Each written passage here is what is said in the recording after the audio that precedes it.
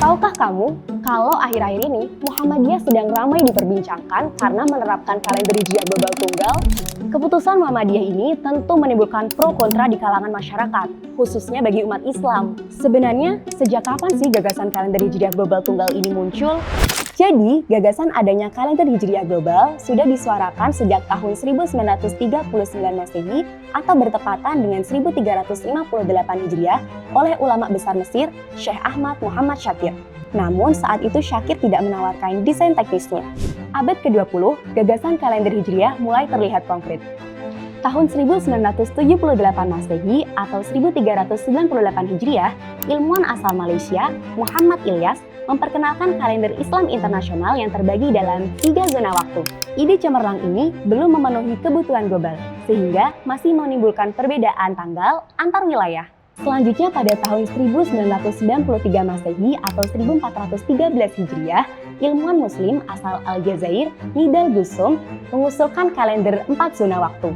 Kemudian ia menyempurnakan menjadi 2 zona atau bizonal. Dan pendekatan ini kemudian dikembangkan juga oleh Muhammad Odeh. Tahun 2004 Masehi atau 1425 Hijriah, terobosan besar dan penting datang dari Jamaluddin Abdul Ar-Razik. Dalam buku yang ditulisnya, ia memperkenalkan sistem kalender global tunggal yang berprinsip 1 hari 1 tanggal untuk seluruh dunia. Kriteria yang digunakan adalah ijtima atau konjungsi bulan harus terjadi sebelum pukul 12.00 UTC atau Universal Time Coordinate. Tahun 2008 menjadi puncak rangkaian upaya penyatuan kalender Hijriah.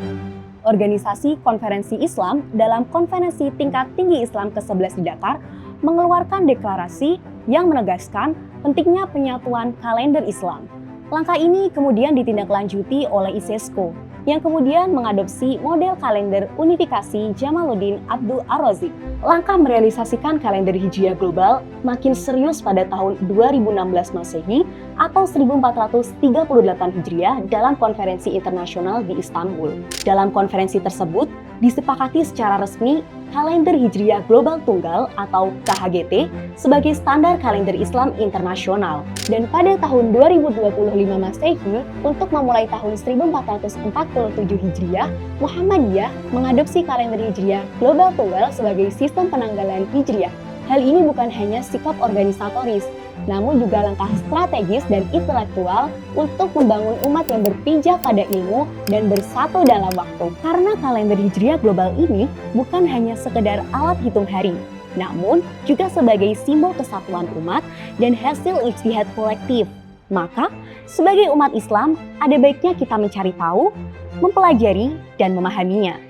Sehingga umat tidak hanya berkutat pada perdebatan pro dan kontra saja, tapi juga mengerti betul maksud dan tujuan diwujudkannya kalender Hijriah global tunggal ini.